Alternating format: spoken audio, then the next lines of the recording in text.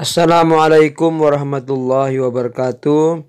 Selamat berjumpa anak-anak kelas 3 semuanya yang saya cintai, dalam keadaan sehat walafiat. Alhamdulillah wa syukurillah ala nikmatillah. Kita pada pagi hari ini dapat berjumpa di pelajaran sejarah kebudayaan Islam. Kali ini Pak Guru akan membahas tentang sejarah kebudayaan Islam yaitu bab 4, masa kanak-kanak Nabi Muhammad Sallallahu Alaihi Wasallam.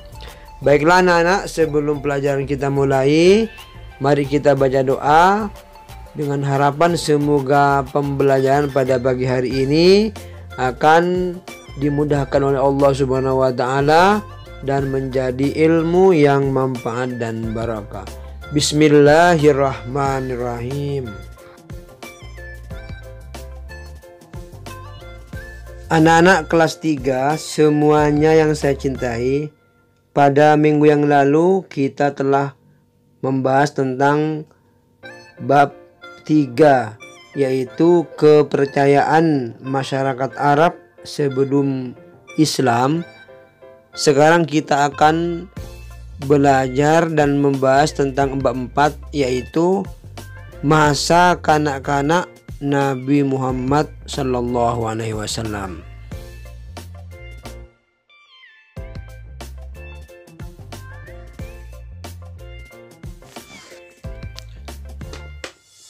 Adapun tujuan pembelajaran, peserta didik mampu: 1. Meyakini irhas Nabi Muhammad Sallallahu Alaihi Wasallam. 2. Menjaga diri dari maksiat sejak kanak-kanak. 3. Menunjukkan sikap jujur dengan sesama dalam lingkungan.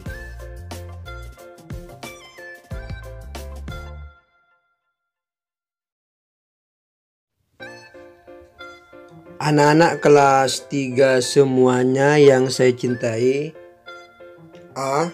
Kelahiran Nabi Muhammad Sallallahu Alaihi Wasallam. Nabi Muhammad Sallallahu Alaihi Wasallam termasuk anggota kabilah Bani Hashim karena kakek buyutnya adalah Hashim. Di kalangan suku Quraisy, kabilah Bani Hashim memiliki kedudukan yang tinggi.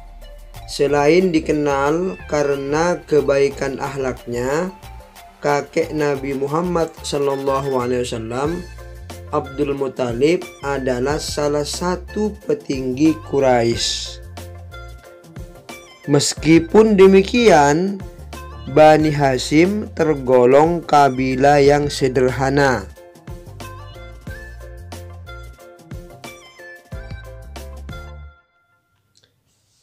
Anak-anak kelas 3 yang saya cintai, jadi Abdul Muthalib menjabat sebagai siqoyah atau pengawas sumur Zam-Zam.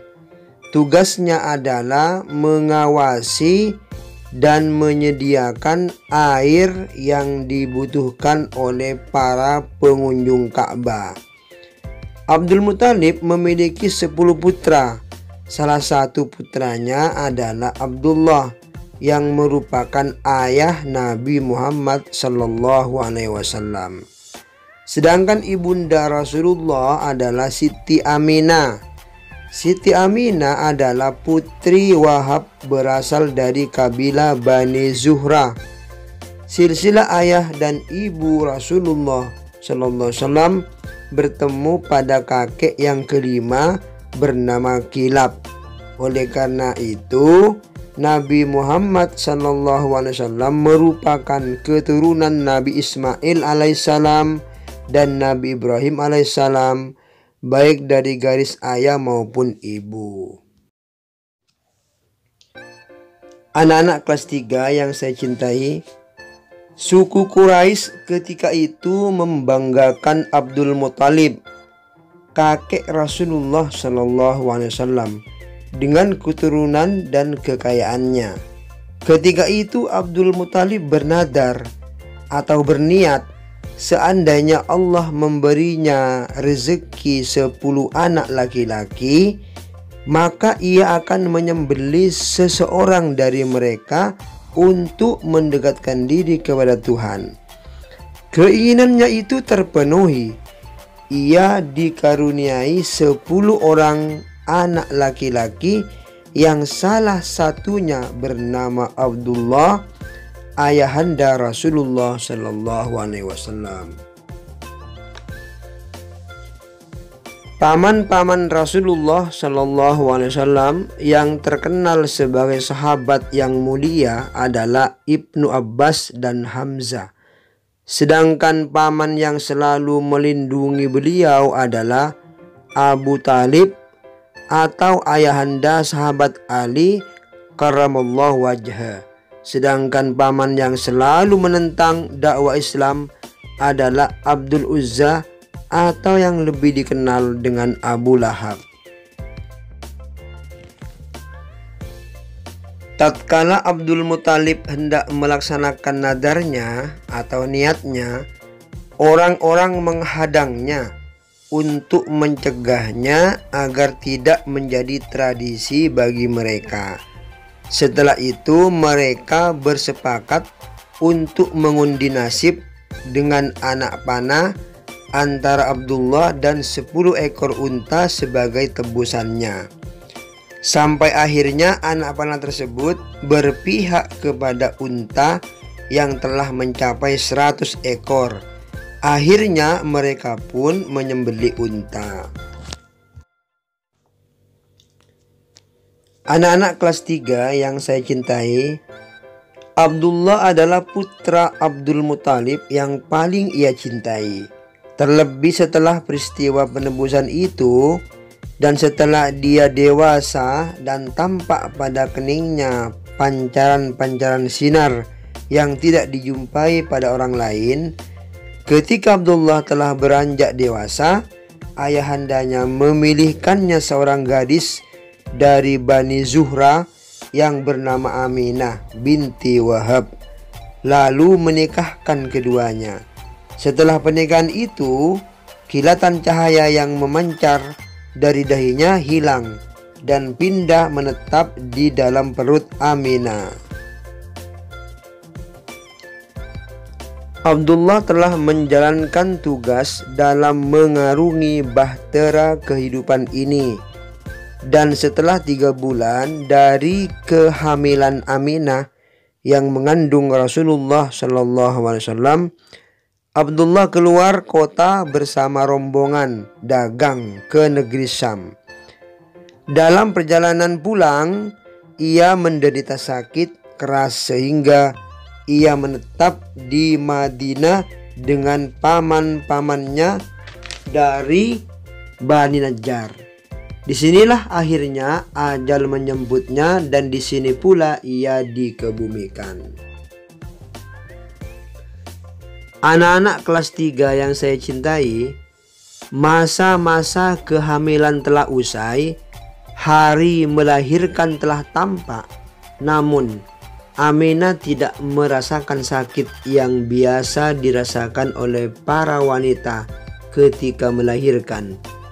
Menjelang fajar, tepatnya pada hari Senin, tanggal 12 Rabiul Awal 571 Masehi, yang bertepatan dengan tahun gajah, Aminah pun melahirkan anaknya Rasulullah SAW pada hari Senin dalam keadaan sudah berhitan.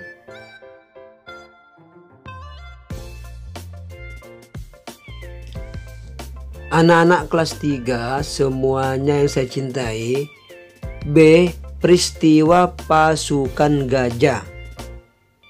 Sebelum kelahiran Rasulullah SAW, ada peristiwa yang luar biasa yang terjadi di Mekah pada tahun 571 Masehi, atau tahun di mana Rasulullah SAW lahir. Ka'bah diserang oleh pasukan besar yang menunggang gajah. Pasukan gajah dipimpin oleh Abraha, seorang gubernur Yaman untuk kerajaan Habasyah atau Ethiopia.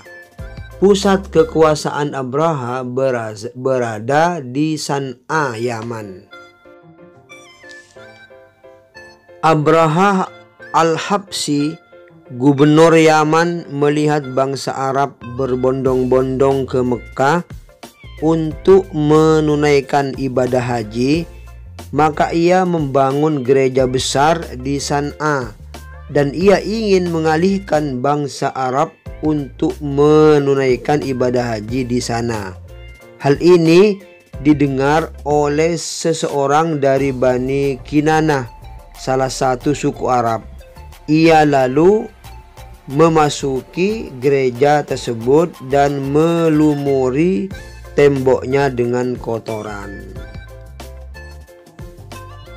Tatkala mengetahui hal itu, Abraha berkobar, marah, dan segera berangkat menuju Ka'bah dengan membawa pasukan yang berjumlah 60.000 personel untuk menghancurkan Ka'bah. Ia memilih untuk dirinya seekor gajah yang paling besar, sementara pada pasukannya terdapat 9 ekor gajah. Ia melanjutkan perjalanannya hingga hampir tiba di kota Mekah. Di sana pasukannya bersiap-siap untuk memasuki kota Mekah.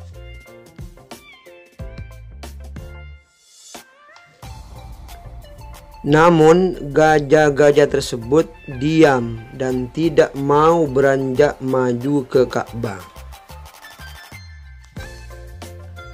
Ketika itulah Allah mengutus kepada mereka burung-burung ababil yang berbondong-bondong untuk melempari mereka dengan batu yang berasal dari tanah yang terbakar dan membuat mereka seperti daun-daun yang dimakan ulat.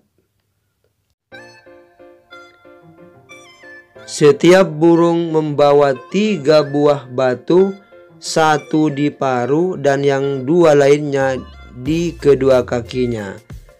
Mereka laksana kambing curian dan tiada seorang pun dari mereka yang terkena batu tersebut, melainkan anggota tubuhnya terpotong-potong untuk kemudian hancur. Peristiwa ini terjadi 50 hari sebelum kelahiran Nabi Muhammad SAW.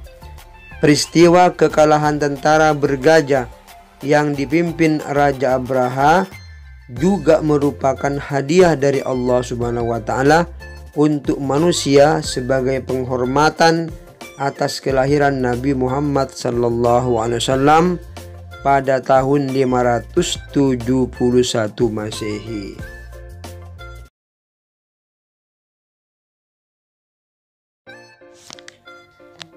Demikianlah pembelajaran sejarah kebudayaan Islam, yaitu tentang kelahiran Nabi Muhammad SAW.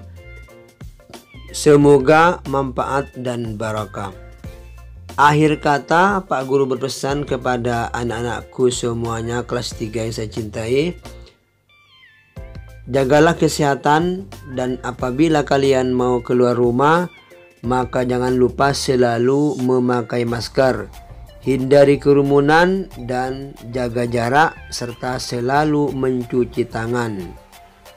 Pak Guru berpesan, semoga manfaat, semangat belajar dari rumah. Wallahul muwaffiq ila aqwamit thoriq. Wassalamualaikum warahmatullahi wabarakatuh.